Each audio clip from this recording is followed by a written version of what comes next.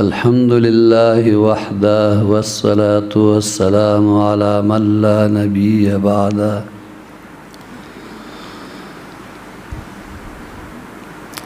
أما بعد فأعوذ بالله من الشيطان الرجيم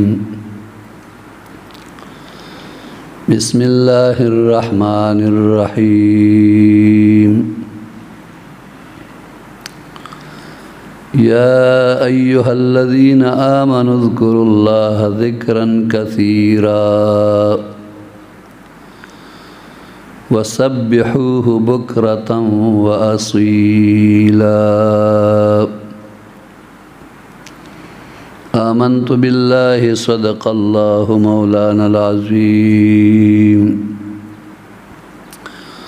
وبلغنا رسوله النبي الكريم الأمين إن الله وملائكته يصلون على النبي يا أيها الذين آمنوا صلوا عليه وسلموا تسليما اللهم صل على سيدنا ومولانا محمد وآله وبارك وسلم عليه الصلاة والسلام عليك يا سيدي يا رسول الله وعلى آلك وأصحابك يا سيدي يا حبيب الله معزز و محترم حاضرین کرام،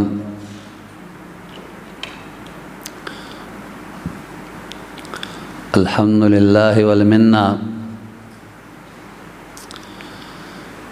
یو طرف تا در رمضان المبارک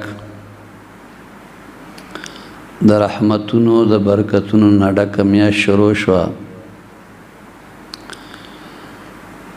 او بل طرف تا د خپل معمول مطابق د تصوف په درس کې مونږ او تاسې بیا شامل شو. الله دې دا راتلل دا جمعواري زمونږ او ستاسې نه په خپل دربار علی قبول او منظور کړي.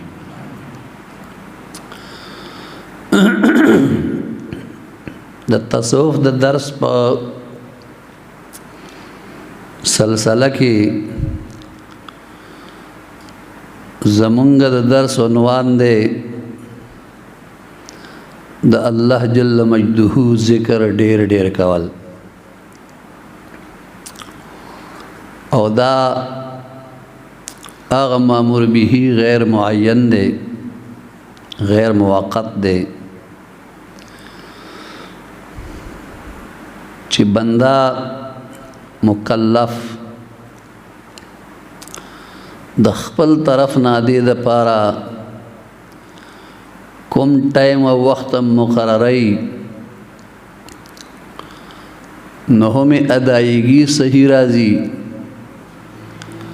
او هم په باندې د رب ذوالجلال د طرف نه اجر او ثواب ملاويږي. رب ذوالجلال فرمایي یا ایها الذین آمنوا اذکروا الله ذکرا کثیرا وسبحوه بکرة واصیلا. اے د ایمان والاو د الله رب ذوالجلال ذکر په کثرت سره کوي او په سبا او په ماښام کې د الله تسبیح بیانوي. معززو د انسانی جسم په شان انسانی روح هم په بیمارو کې مبتلا کی، لکه حسد شو، کینه شو، بغض شو، تکبر شو، ریاکاری شو، خودبینی شو، حب د مال شو، حب د جاه شو وغیرہ وغیرہ. دا د روح بیماریانی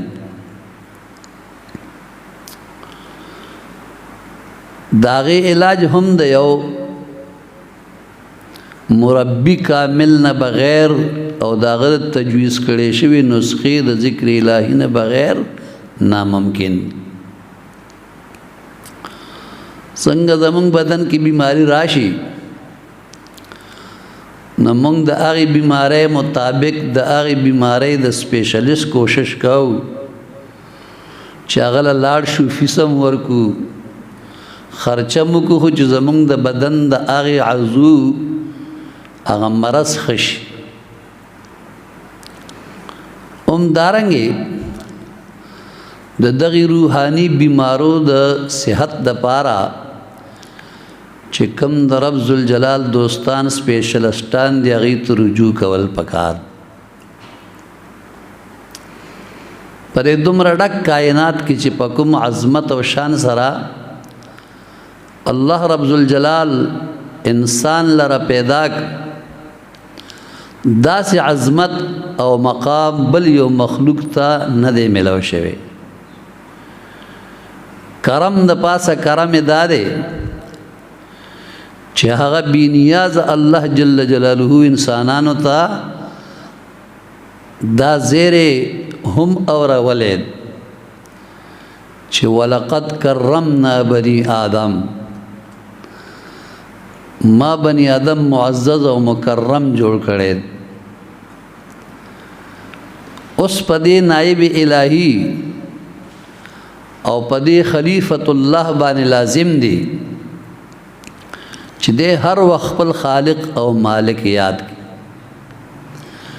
چا چې دې انسان له بغیر د درخواست او غوښتنې نه په دومره عزتونو باندې سرفراز وګرځاو، اوس هغه لره نه یادول څومره لویه احسان فراموشي ده. معززو الله رب ذوالجلال چې د آدم علیه السلام اولاد ته کوم انعام او اکرام په خپل ذکر باندې ورکوي د هغې د وسعت اندازه څوک لګولی شي. صرف یو ځل د زړه د گہرائی نه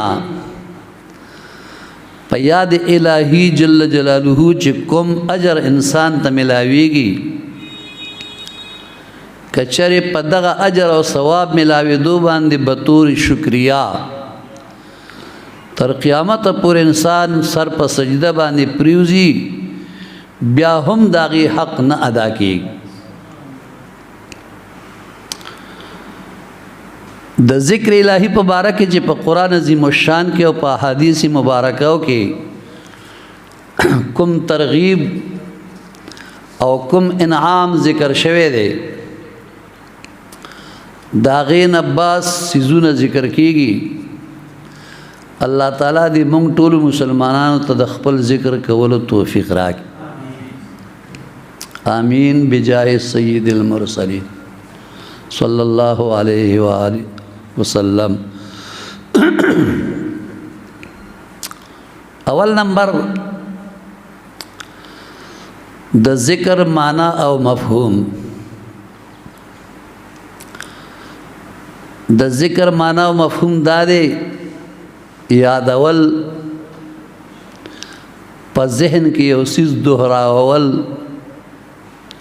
او بار بار یادول، هیر شوی څیز یادول وغیرہ، دا د ذکر معنی او مفهوم. دې کې یو څو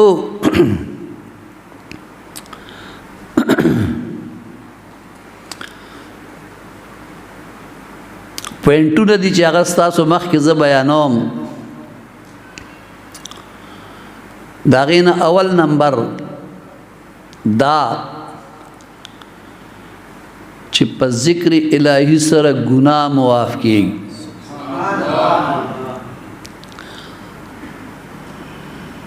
الله پاک جل مجدہ په سورہ آل عمران پارہ نمبر 4 کې آیت نمبر 135 کی ارشاد فرمائی والذین اذا فعلوا فاحشة او ظلموا انفسهم ذکروا الله فاستغفروا لذنوبهم वमन यग़फिरुज़्ज़ुनूब इल्लल्लाह वलम युसिर्रू अला